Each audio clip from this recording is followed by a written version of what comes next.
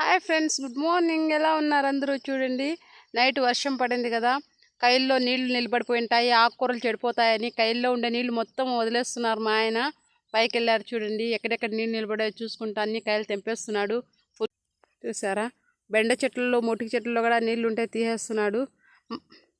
మట్టికి చెట్లు కూడా ఒక్కొక్క దాంట్లో 4-3 పడినాయి కదా ఫ్రెండ్స్, అవన్నీ కూడా 2 నుంచి మిగతా అన్నీ పెరికేస్తున్నాడు ఆయన. నేనైతే కైలేకపోలేదు, ఎక్కువ బొడుతుందనేసి. వచ్చిందా కొత్తిమీర? అది చూడు, కోళ్ళు మొత్తం చుక్కాకులు జిగురుతున్నాయి, అట్లా అదిరించి వాటిని.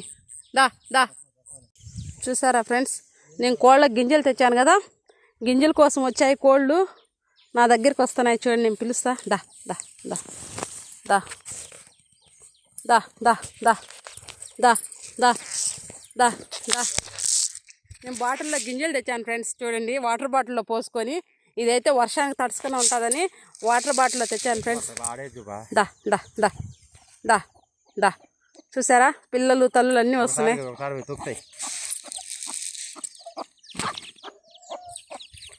దా దా దా కోళ్ళకు కూడా కాళ్ళకు దండిగా కరుచుకునింది మట్టి. దా దా దా దా కాళ్ళకు చూడండి ఫ్రెండ్స్, పాపం ఎంతెంత మట్టి కరుచుకునిందో కోళ్ళకి. దా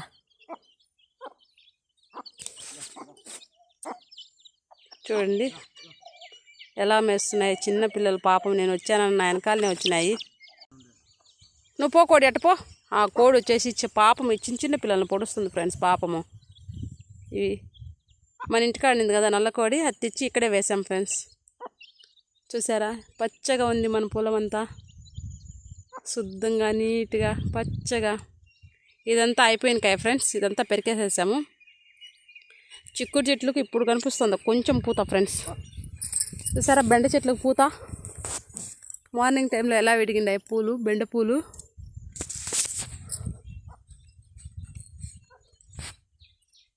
చిక్కుడు చెట్లకు పాపం దండిగా ఉన్నింది ఫ్రెండ్స్ పూత.